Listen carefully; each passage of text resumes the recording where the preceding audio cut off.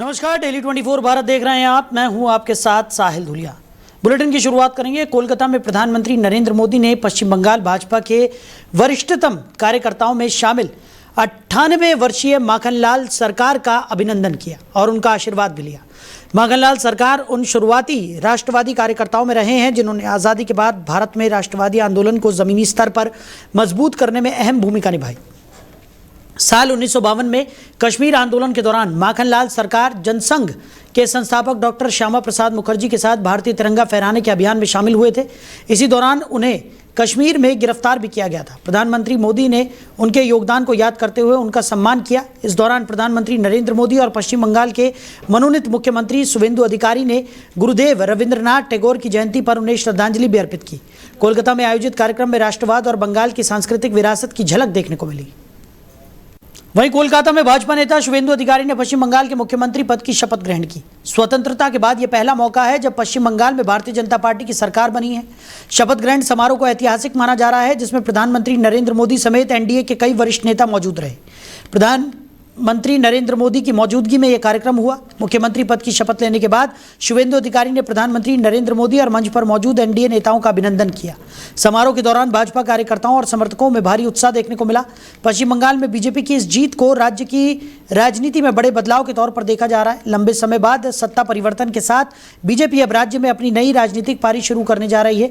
नई सरकार से विकास, कानून व्यवस्था और संगठनात्मक मजबूती को लेकर बड़ी उम्मीदें जताई जा रही हैं। अब सबकी नजर मुख्यमंत्री शुवेंदु अधिकारी की कैबिनेट और सरकार की प्राथमिकताओं पर टिकी हुई है। शुवेंदु अधिकारी ईश्वरेर नामे शपथ करितेछि जे विधि द्वारा स्थापित भारतेर संविधानेर प्रति आमी अकृत्रिम निष्ठा और आनुगत्य पोषण करिब। आमी भारतेर सार्वभौमत्व और अखंडता रक्षा करिब। पश्चिमबंग राज्येर मुख्यमंत्री रूपे आमार कर्तव्य समूह निष्ठापूर्वक एवं विवेकसम्मत भावे निर्वाह करिब एवं भय बा पक्षपात प्रीति बा विद्वेष रहित हइया सकल श्रेणीर जनगणेर प्रति संविधान और विधि अनुसारे। वहीं कोलकाता में पश्चिम बंगाल की नई बीजेपी सरकार के शपथ ग्रहण समारोह के दौरान कई वरिष्ठ नेताओं ने मंत्री पद की शपथ ग्रहण की। भाजपा नेता दिलीप घोष, अग्निमित्रा पॉल, अशोक कीर्तनिया, शुद्धिराम टुडू और निषिद्ध प्रामाणिक ने मंत्री पद की जिम्मेदारी संभाली। शपथ ग्रहण समारोह में बीजेपी और एनडीए के कई बड़े नेता मौजूद रहे। नई सरकार में संगठन और चुनावी राजनीति में सक्रिय नेताओं को अहम जिम्मेदारी दी गई है। दिलीप घोष लंबे समय से बंगाल बीजेपी का बड़ा चेहरा रहे हैं, जबकि अग्निमित्रा पॉल भी पार्टी की प्रमुख महिला नेताओं में शामिल है। बीजेपी पहली बार पश्चिम बंगाल में सरकार बना रही है। ऐसे में मंत्रिमंडल गठन को सामाजिक और क्षेत्रीय संतुलन के नजरिए से भी अहम माना जा रहा है। पार्टी नेतृत्व का प्रयास है कि सरकार में अनुभवी नेताओं के साथ नए चेहरों को भी मौका मिले। अब सभी की नजरें विभागों के बंटवारे और नई सरकार की कार्यशैली पर टिकी हुई है। वहीं तमिलनाडु की राजनीति में शुक्रवार का दिन जबरदस्त सियासी ड्रामे और लगातार बदलते समीकरणों के नाम रहा। अभिनेता से नेता बने विजय की पार्टी तमिलगा वेत्री कजगम यानी टीवीके 108 सीटें जीतकर सबसे बड़ी पार्टी बनकर उभरी, लेकिन बहुमत के आंकड़े से 2 सीटें पीछे रह गई। कांग्रेस, सीपीआई और सीपीआईएम के समर्थन के बाद भी पार्टी का आंकड़ा 116 तक ही पहुंच सका। दिन भर विजय के मुख्यमंत्री बनने की चर्चाएं तेज रही। विजय ने राज्यपाल राजेंद्र विश्वनाथ आर्लेकर से मुलाकात कर 116 विधायकों के समर्थन पत्र सौंपे। इस बीच उनके पनायूर स्थित आवास के बाहर समर्थकों ने जश्न भी मनाना शुरू कर दिया। पूरे घटनाक्रम में वीसीके सबसे अहम भूमिका में नजर आई। पार्टी प्रमुख थोल थिरुमावलवन के समर्थन को लेकर लगातार अटकलें चलती रही। सूत्रों के मुताबिक डिप्टी मुख्यमंत्री पद की मांग पर मामला अटक गया। वहीं आईयूएमएल ने साफ कर दिया कि वो डीएमके गठबंधन के साथ ही रहेगी। राजनीतिक हलचल के बीच रिजॉर्ट पॉलिटिक्स, लापता विधायक और फर्जी समर्थन पत्र के आरोपों ने सस्पेंस और बढ़ा दिया। देर रात तक सरकार गठन की तस्वीर साफ नहीं हो सकी और अब तमिलनाडु की नजरें अगले राजनीतिक फैसलों पर टिकी हुई हैं। उधर चंडीगढ़ में पंजाब सरकार के कैबिनेट मंत्री संजीव अरोड़ा के घर प्रवर्तन निदेशालय यानी ईडी की छापेमारी के बाद राज्य की राजनीति फिर गर्मा गई है। आम आदमी पार्टी के नेताओं ने इस कार्रवाई को राजनीतिक बदले की भावना से प्रेरित बताते हुए बीजेपी और केंद्र सरकार पर तीखा हमला बोला है। मुख्यमंत्री भगवंत मान ने सोशल मीडिया प्लेटफॉर्म एक्स पर पोस्ट कर कहा कि पिछले 1 साल में ये तीसरी बार है जब ईडी ने संजीव अरोड़ा के घर छापा मारा है, लेकिन एजेंसी को कुछ नहीं मिला। उन्होंने कहा कि पंजाब गुरुओं और शहीदों की धरती है जो किसी दबाव के आगे झुकने वाली नहीं है। वहीं पंजाब के मंत्री हरपाल सिंह चीमा ने आरोप लगाया कि बीजेपी विपक्षी नेताओं को डराने और दबाव बनाने के लिए केंद्रीय एजेंसियों का इस्तेमाल कर रही है। मंत्री अमन अरोड़ा ने भी कहा कि ईडी और सीबीआई जैसी एजेंसियां का पंजाब में राजनीतिक उद्देश्यों के लिए उपयोग किया जा रहा है। फिलहाल ईडी की कार्रवाई को लेकर राजनीतिक बयानबाजी तेज हो गई है और पंजाब की सियासत में एक बार फिर टकराव बढ़ता दिखाई दे रहा है। वहीं रूस और यूक्रेन के बीच फरवरी 2022 से जारी युद्ध में अब बड़ी राहत की खबर सामने आई है। अमेरिका के राष्ट्रपति डोनाल्ड ट्रंप ने ऐलान किया है कि दोनों देशों के बीच 9 से 11 मई तक 3 दिनों का सीज फायर रहेगा। इस दौरान सभी सैन्य गतिविधियों पर रोक रहेगी। ट्रंप के इस दावे की पुष्टि रूस के क्रेमलिन और यूक्रेन के राष्ट्रपति वोलोडिमिर जेलेंस्की ने भी कर दी है। डोनाल्ड ट्रंप ने social media platform truth social पर पोस्ट कर कहा कि यह युद्ध विराम उनके सीधे अनुरोध पर संभव हुआ है। उन्होंने रूसी राष्ट्रपति व्लादिमीर पुतिन और यूक्रेनी राष्ट्रपति जेलेंस्की का सहयोग के लिए धन्यवाद भी दिया। ट्रंप ने उम्मीद जताई कि यह सीज फायर लंबे और विनाशकारी युद्ध के अंत की शुरुआत साबित हो सकता है। सीज फायर के साथ ही रूस और यूक्रेन एक दूसरे के 1000 युद्धबंदियों की अदला बदली पर भी सहमत हुए हैं। रूस ने इसे विजय दिवस समारोह से जोड़ा है, जबकि यूक्रेन ने भी इस समझौते को सकारात्मक कदम बताया है। दुनिया की नज़र अब इस बात पर है कि क्या अस्थायी युद्ध विराम स्थायी शांति की दिशा में पहला बड़ा कदम साबित होगा। वहीं मुजफ्फरनगर के बुढ़ाना कोतवाली क्षेत्र से एक दर्दनाक मामला सामने आया है, जहां जौला गांव के पास नहर में 5 वर्षीय मासूम का शव मिलने से इलाके में हड़कंप मच गया। मृतक बच्चे की पहचान आहाद के रूप में हुई है। बताया जा रहा है कि मासूम आहाद कल शाम से लापता था, जिसके बाद परिजनों ने बुढ़ाना कोतवाली में उसकी गुमशुदगी दर्ज कराई थी। परिवार और ग्रामीण लगातार बच्चे की तलाश कर रहे थे, लेकिन आज नहर में उसका शव मिलने से परिवार में कोहराम मच गया। घटना की सूचना मिलते ही पुलिस मौके पर पहुंची और नहर से शव को बाहर निकाला। इसके बाद पुलिस ने शव को कब्जे में लेकर पोस्टमार्टम के लिए भेज दिया। मासूम की मौत कैसे हुई, फिलहाल ये साफ नहीं हो पाया है। पुलिस हर पहलू से मामले की जाँच कर रही है और आसपास के लोगों से भी पूछताछ की जा रही है। गजेंद्र पाल सिंह ने बताया कि मामले की जांच की जा रही है और पोस्टमार्टम रिपोर्ट आने के बाद आगे की कार्रवाई की जाएगी। घटना के बाद गांव में शोक का माहौल है और परिजनों का रो रो कर बुरा हाल है। थाना बुढ़ाना की ग्राम झूला निवासी फुरकान ने थाना बुढ़ाना पर कल दिनांक 7 मई को थाने में आकर एक सूचना दी कि मेरा बेटा 5 वर्षीय बेटा आहद खेलते समय कहीं गुम हो गया। इस सूचना पर तत्काल थाना बुढ़ाना पर सुसंगत धाराओं में अभियोग पंजीकृत किया गया। उसकी CCTV फुटेज देखा गया और उसे मालूम हुआ कि बच्चों के साथ वो पास में बने पारासोली जो बम्बा है रजवा है उस पर खेलते हुए इसमें नहाते समय वो उसी में डूब गया। आज उसकी डेड बॉडी मिली है, उसका पंचनामा भरकर पोस्टमार्टम हेतु भेज दिया गया है। विधिक आवश्यक कार्रवाई की जाए। थाना बुढ़ाना की ग्राम झूला निवासी फुरकान। तो मुजफ्फरनगर में कथित धर्म परिवर्तन और युवती को बहला फुसलाकर ले जाने का मामला सामने आया है। नई मंडी कोतवाली क्षेत्र में दर्ज शिकायत के आधार पर पुलिस ने मेरठ निवासी एक युवक को गिरफ्तार कर जेल भेज दिया है। पुलिस के अनुसार 7 मई को गांधीनगर निवासी एक व्यक्ति ने शिकायत दर्ज कराई थी कि उसकी बहन को मेरठ निवासी समीर खान नाम का युवक अपनी पहचान छिपाकर बहला फुसलाकर अपने साथ ले गया है। शिकायत में आरोप लगाया गया कि आरोपी युवती का धर्म परिवर्तन कराकर जबरन निकाह करना चाहता था। मामले की गंभीरता को देखते हुए नई मंडी पुलिस ने तुरंत कार्रवाई करते हुए BNS की धाराओं और उत्तर प्रदेश विधि विरुद्ध धर्म परिवर्तन प्रतिषेध अधिनियम के तहत मुकदमा दर्ज किया। पुलिस टीम ने 24 घंटे के अंदर युवती को सकुशल बरामद कर लिया और आरोपी युवक को गिरफ्तार कर लिया। मामले की जानकारी देते हुए राजू कुमार साव ने बताया कि शिकायत मिलने के बाद पुलिस ने महिला अपराधों के प्रति जीरो टॉलरेंस नीति के तहत तत्काल कार्रवाई की। उन्होंने बताया कि युवती को मेडिकल परीक्षण और बयान की प्रक्रिया के लिए भेज दिया गया है, साथ ही उसकी काउंसलिंग भी कराई जा रही है।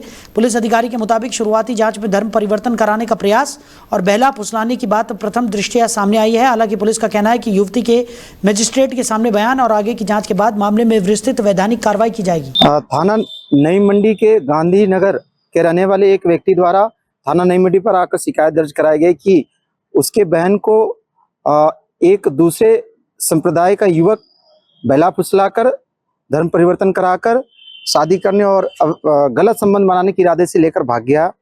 इस सूचना पे तत्काल नई मंडी पुलिस महिला अपराध के प्रति जीरो टॉलरेंस की नीति के तहत तत्काल सुसंगत धाराओं में मुकदमा पंजीकृत करके युवती के बरामदगी के लिए तत्काल टीमों को क्षेत्र में रवाना कर दिया।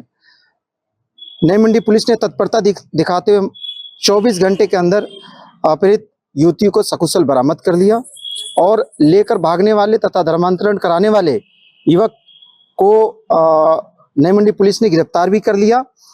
पूछताछ आवश्यक कार्रवाई करने के बाद उस युवक जिसका नाम समीर खान ब्रह्मपुरी मेरठ का रहने वाला उसके विरुद्ध कार्रवाई करते हुए उसे जेल भेज दिया गया है। बरामदशुदा युवती का चिकित्सा परीक्षण एवं बयान इत्यादि की कार्रवाई की जा रही है तथा उस युवती की काउंसलिंग भी पुलिस कर रही है। युवती के परिजनों के से नई मंडी पुलिस लगातार संपर्क में है।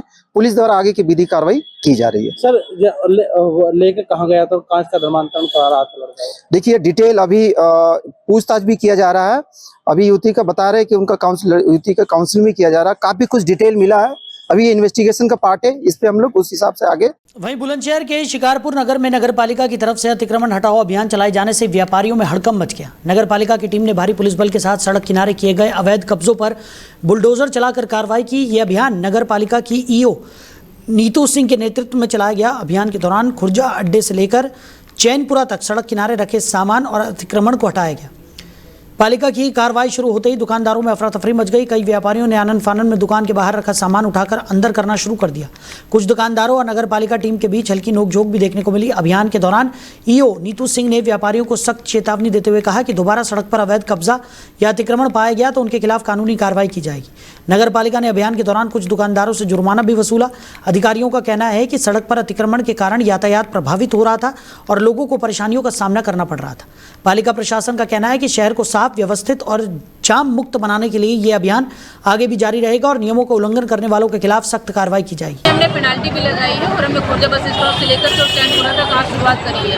इसके बाद कंटिन्यू इसी तरीके अतिक्रमण अभियान चलता रहेगा और मेरी सबसे अनुरोध है कि कृपया अपने एरिया में ही अपने जो जहाँ पर उनकी जो जगह है, स्थान है, वहीं पर अपना सामग्री रखें। अनावश्यक रास्ते को बाधित ना करें, क्योंकि इधर काफ़ी शिकायतें आ रही थी, लोगों को काफ़ी परेशानी जा रही थी आवागमन में, इसलिए हमने ये अभियान चलाया है। यदि दोबारा इस तरह से कोई अवैध कब्जा उस पर जमाता है फुटपाथ पे, तो उसके खिलाफ क्या कार्रवाई की जाएगी? निश्चित रूप से आर्थिक दंड लगाएंगे और सामग्री जब्त करेंगे और हमने सबसे अनुरोध भी कर दिया है कि इस तरीके की पुनरावृत्ति ना करें। क्या सोमवार से फिर पुनः ये नगर में अतिक्रमण जारी रहेगा, ये हटाया जाएगा? कंटिन्यू एक हफ्ते हमारा कंटिन्यू अभियान चलता है।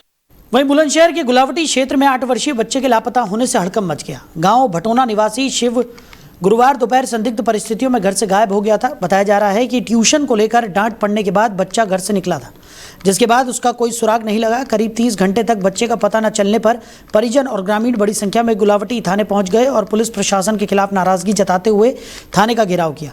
परिजनों ने पुलिस से मासूम शिव को सकुशल बरामद करने की गुहार लगाई। मामले की गंभीरता को देखते हुए पुलिस ने तकनीकी साक्ष्यों और इलाके के सीसीटीवी कैमरों की मदद से बच्चे की तलाश शुरू की। लगातार सर्च ऑपरेशन के बाद शुक्रवार रात करीब 8 बजे पुलिस ने बच्चे को बेहोशी की हालत में बरामद कर लिया। फिलहाल बच्चे का इलाज कराया जा रहा है और पुलिस पूरे मामले की जांच में जुटी हुई है। क्या नाम भैया आपका? गोविंदा। आज तो थाने में आप सब लोग इकट्ठे हो रहे हो, किस लिए हो रहे हो? हमारा भतीजा कल से लापता है, करीब 1 बजे से। कौन सा गांव था आपका? भटोना। क्या नाम था लड़के का? शिव। कब से गायब है? कल 1 बजे से। फिर आपने कोई सूचना दी थाने में? सूचना दी हमने कल 5 बजे। फिर उसके बाद कोई कार्रवाई की पुलिस ने? कार्रवाई ने जाकर के हमारे यहाँ पर जो सीसीटीवी कैमरे हैं उनको इन्होंने कार्रवाई करा। अब जो यहाँ पे सब लोग यहाँ इकट्ठे हो रहे हो, किस लिए हो रहे हो, क्या चाहते हो आप? हम ये चाहते हैं कि कोई सुराग नहीं मिले, हमारा बच्चा हमें मिल जाए, मदद चाहते हैं हम। मदद चाहते हैं आप? कौन लगते हैं आप लड़के के? चाचा। लड़के के चाचा। मेरा बच्चा नहीं मिल रहा कल से 4 बजे से। अच्छा, कल से बच्चा, कितनी उम्र है बच्चे की? बच्चे की 8 साल है। 9 साल में लगा है वो, 8 साल का बस। तो कौन सा गांव है आपका? भटोना। भटोने से हैं आप? तो पुलिस को शिकायत की आपने? क्या क्या दी पुलिस?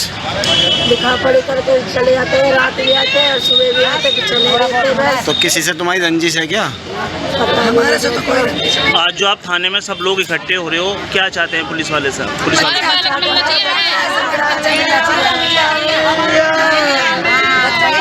कब से? कल क्या कह के गया था लड़का? बच्चा जो कल क्या कह के गया था घर से? कहाँ पर रहती है मौसी? पास में रहती है रोज। वहीं ललितपुर जनपद के जखौरा कस्बे में राजघाट रोड स्थित भारत पेट्रोल पंप के पास देर रात खेतों में रखी पलारी में अचानक भीषण आग लगने की घटना से अफरा तफरी मच गई। आग इतनी तेजी से फैली कि कुछ ही समय में पूरा क्षेत्र धुएं और ऊंची लपटों से घिर गया, जिससे आसपास के ग्रामीणों में दहशत फैल गई। घटना के समय मौसम खराब था और तेज हवाएं चल रही थी, जिसके कारण आग ने तेजी से विकराल रूप ले लिया। स्थानीय लोगों के अनुसार आग खेत में चल रहे हार्वेस्टर से निकली चिंगारी के कारण लगने की आशंका जताई जा रही है, जिसके बाद सूखी पराली ने आग को और भड़काने का काम किया।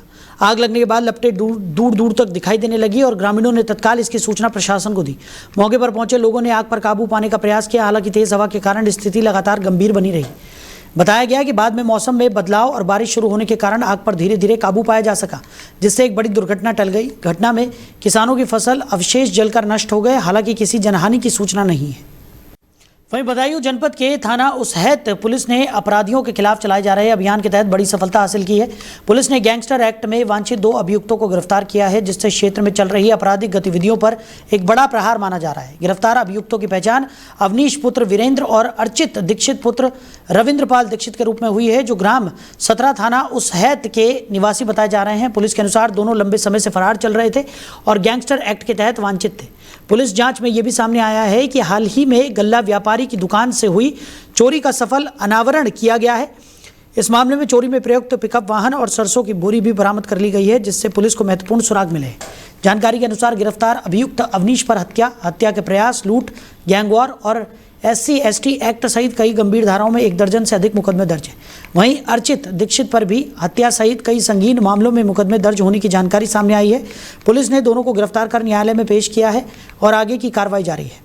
वहीं कुशीनगर जनपद के कप्तानगंज थाना क्षेत्र स्थित तुरकहा गांव में एक शादी समारोह उस समय हिंसक घटनाक्रम में बदल गया जब पंडित से हुई कहासुनी के बाद मामला अचानक तूल पकड़ गया और स्थिति बेकाबू हो गई। प्रत्यक्षदर्शियों के अनुसार विवाद इतना बढ़ गया कि ग्रामीणों और बारात पक्ष के बीच जमकर लाठी डंडे चले और देखते ही देखते पूरा माहौल अफरा तफरी में बदल गया। ग्रामीणों ने बारातियों को दौड़ा कर पीटा, जिससे मौके पर भगदड़ जैसी स्थिति उत्पन्न हो गई। इस घटना में दूल्हा समेत कुल 6 लोग घायल हो गए, जिनमें से कई की हालत गंभीर बताई जा रही है। गंभीर रूप से घायल लोगों को प्राथमिक उपचार के बाद गोरखपुर मेडिकल कॉलेज रेफर कर दिया गया, जहां उनका इलाज जारी है। बताया जा रहा है कि मारपीट के दौरान बारात पक्ष ने नकदी और गहने गायब होने का भी आरोप लगाया, जिससे विवाद और अधिक गंभीर हो गया। घटना के बाद गांव में तनाव का माहौल बना हुआ है और पुलिस मामले की जांच में जुटी हुई है। वहीं ललितपुर जनपद के जखौरा क्षेत्र में देर रात उस समय अफरा तफरी मच गई जब अचानक एक विशालकाय मगरमच्छ सड़क पर आ गया। अंधेरे में सड़क पर मगरमच्छ को घूमते देख आसपास के घरों में रहने वाले लोगों में दहशत फैल गई और लोग सुरक्षित स्थानों की ओर भागने लगे। स्थानीय ग्रामीणों के अनुसार मगरमच्छ आवासीय क्षेत्र के पास पहुंच गया था, जिससे स्थिति और भी गंभीर हो गई। अचानक हुए इस घटनाक्रम से पूरे इलाके में हड़कंप मच गया और काफी संख्या में लोग मौके पर एकत्रित हो गए। बताया जा रहा है कि ग्रामीणों ने हिम्मत दिखाते हुए काफी मशक्कत के बाद रस्सियों की मदद से मगरमच्छ को नियंत्रित किया और उसे सड़क से हटाने का प्रयास किया। इस दौरान लोगों ने बड़ी सावधानी बरती ताकि किसी प्रकार की अनहोनी न हो। घटना की जानकारी वन विभाग को भी दी गई। स्थानीय लोगों का कहना है कि क्षेत्र में जंगली जानवरों की आवाजाही कभी कभी देखने को मिलती है, जिससे ग्रामीणों में भय का माहौल बना रहता है। अब वन विभाग की तरफ से आगे की कार्रवाई की उम्मीद की जा रही है। वहीं बलरामपुर जनपद के तुलसीपुर तहसील अंतर्गत ग्राम पंचायत बरगधी में विकास कार्यों को लेकर गंभीर भ्रष्टाचार के आरोप सामने आए हैं, जिससे पूरे क्षेत्र में हड़कंप की स्थिति बन गई है। ग्रामीणों ने पंचायत में सड़क, नाली, खड़ंजा और अन्य विकास योजनाओं में बड़े पैमाने पर अनियमितताओं का आरोप लगाया है। ग्रामीणों का कहना है कि कई विकास कार्य केवल कागजों पर ही पूरे दिखाए गए हैं, जबकि धरातल पर उनकी स्थिति बिल्कुल अलग है। आरोप ये भी है कि कई अधूरे कार्यों का भी भुगतान निकाल लिया गया है, जिससे सरकारी धन के दुरुपयोग की आशंका गहराती जा रही है। इस पूरे मामले में ग्राम प्रधान और कोटेदार की भूमिका को लेकर भी सवाल उठ रहे हैं। ग्रामीणों ने प्रशासन से मांग की है कि पूरे प्रकरण की निष्पक्ष जांच कराई जाए ताकि सच्चाई सामने आ सके और दोषियों पर कार्रवाई हो सके। लोगों का कहना है कि अगर उच्च स्तरीय जांच की जाए तो कई बड़े खुलासे सामने आ सकते हैं। फिलहाल पूरे गाँव में इस मामले को लेकर चर्चाएं तेज हैं और ग्रामीण प्रशासनिक कार्रवाई का इंतजार कर रहे हैं। क्या नाम है आपका? हरश्याम सिंह है। तमाम विकास कार्य क्या विकास हुआ? घोर भ्रष्टाचार हुआ है। विकास क्या हुआ है, चाहे अच्छा काम हुआ खाली भ्रष्टाचार हुआ? अंत्येष्टि नहीं काम हुआ है, लेकिन उसमें गुणवत्ता विहीन है। अच्छा भैया, एक बात निकल के सामने आ रही है। एक राम सने ही कोई खेत है बताया जा रहा है। जी जी बताया नहीं जा रहा है। वहाँ पे खड़ंजा के इंटरलॉकिंग की मामला है। जी। क्या इंटरलॉकिंग लगा हुआ है या नहीं लगा? नहीं, समय तो नहीं लगा है। तो क्या पैसा तो उठ गया उसका, तो आप लोग विरोध नहीं करते हैं? पहले काकू के खेत तक खड़ंजा लगा था।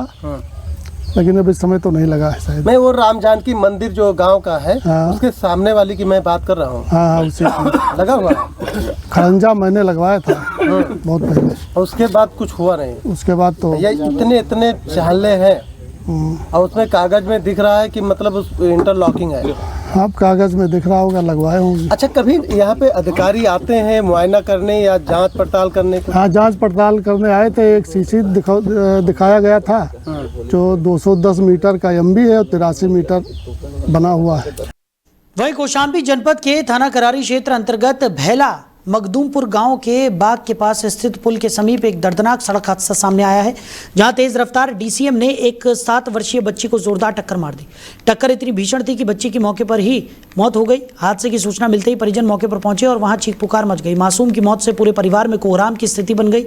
प्रत्यक्षदर्शियों के अनुसार हादसे के बाद डीसीएम चालक वाहन को लेकर समदा की ओर फरार हो गया। घटना के बाद क्षेत्र में दहशत और सनसनी का माहौल फैल गया। वहीं ग्रामीणों में आक्रोश भी देखा गया। पुलिस को घटना की सूचना दे दी गई है और मामले की जांच शुरू कर दी गई है। वाहन और चालक की तलाश के लिए प्रयास किए जा रहे हैं। तो फिलहाल इस बुलेटिन में मेरे साथ इतना ही। आप बने रहिए और देखते रहिए डेली 24 भारत। नमस्कार।